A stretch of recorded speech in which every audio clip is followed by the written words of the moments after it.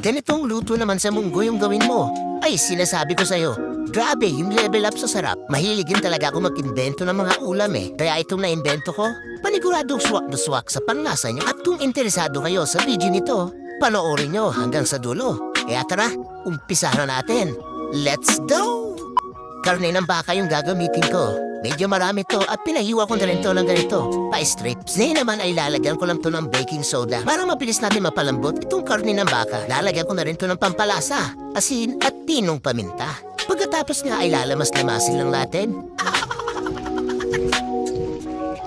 Ito lang mga 15 minutes. Then after 15 minutes ay lulutuin na natin yan. Ginamit ko na rin pala itong bago ko na biling lutuan mga kayamya. Alam niyo bang napakamura lang nito sa TikTok at non-stick pa to ah. Yung mantika nga pala ginamit ko dito ay pinagprituhan ng manok. Sabay nilagay ko na dito yung binabad nating karne ng baka. Mabilis na paraan para lumambot yung karne ng baka ay lagyan nyo ng baking soda.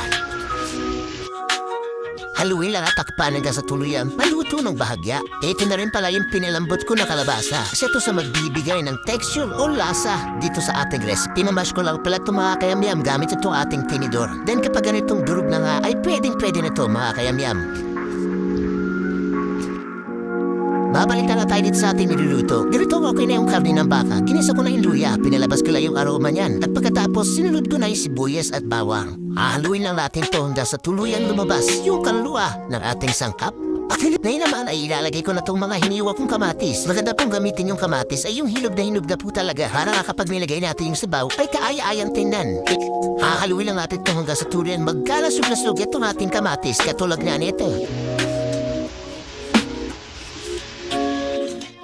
At para mas tuloy yung panglumambot itong karne ng baka ay maglalagay na tayo ng prime water. Then tatakpan lang natin hanggang sa kumibot-kibot to na malala.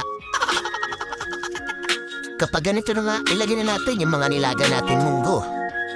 Nakita nyo, napakaganda ng kulay ng ating sabaw, di ba? Dahil nga to, sa kamatis na nabili nating hinog na hinog, lalagyan na tayo ng isang pirasong chocolate ng baka para mas malinamnam, liquid seasoning. Todo na natin, salt and ground black pepper.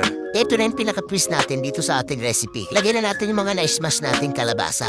Pwedeng-pwede niyong gawin to at gayahin mga kayamyam. Itag mo na rin yung mga kaibigan mo, relatives, na mahilig sa ganitong recipe. Ilagay na rin natin yung siling panigang. Tapos ito ating sotanghon noodles. Subukan niyo na rin yung ganitong luto mga kayamyam. Paniguradong mag-enjoy ang buong pamilya. At finally, luto na! Bangko si Chef Dirty.